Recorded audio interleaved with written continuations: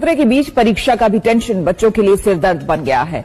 इसी दुविधा को दूर करने के लिए शिक्षा मंत्री सामने आए। राज्यों के साथ केंद्र सरकार की एक हाई लेवल मीटिंग हुई, जिसके बाद ये फैसला किया गया। दोस्तों, इस वक्त की सबसे बड़ी और चौंकाने वाली खबर सामने आ रही है। जी हां, बोर्ड परीक्षा 2026 को लेकर सरकार ने एक ऐसा ऐलान कर दिया है जिसे सुनते ही लाखों छात्रों के दिल की धड़कनें तेज हो गई हैं। इस बार की बोर्ड परीक्षा में ऐसा बदलाव किया जा रहा है कि अब तक कभी नहीं देखा गया था। सरकार और शिक्षा विभाग की ओर से जारी एक नई गाइडलाइन के मुताबिक 2026 में बोर्ड परीक्षाओं में छात्रों को अब एक नए पैटर्न के तहत पेपर हल करना होगा, और ये पैटर्न ऐसा है जो हर छात्र की रणनीति को पूरी तरीके से बदल देगा। अब छात्रों को अपने पेपर में पूछे गए सवालों के जवाब ठीक से उसी क्रम में देने होंगे जिस क्रम में प्रश्न पत्र में दिए गए हैं। यानी अगर पहला सवाल आपने सबसे आसान लगा तो बहुत बढ़िया, लेकिन अगर आप पहला सवाल मुश्किल भी है तो भी आपको पहले उसी का उत्तर लिखना होगा। अगर आप क्रम तोड़ते हैं, मतलब 10वें सवाल का जवाब पहले और पहले सवाल का जवाब बाद में देते हैं, तो इस बार आपको पूरे अंक नहीं मिलेंगे। इस नियम के पीछे सरकार का तर्क है कि इससे काफी जांचने में आसानी होगी और पारदर्शिता भी बनी रहेगी। लेकिन छात्रों का कहना है कई बार आसान सवाल बीच में होते हैं और उन्हें पहले हल करने से समय बचता है। अब ये सुविधा खत्म हो जाएगी, क्योंकि यह नियम पूरे देश के लगभग सभी बोर्ड्स में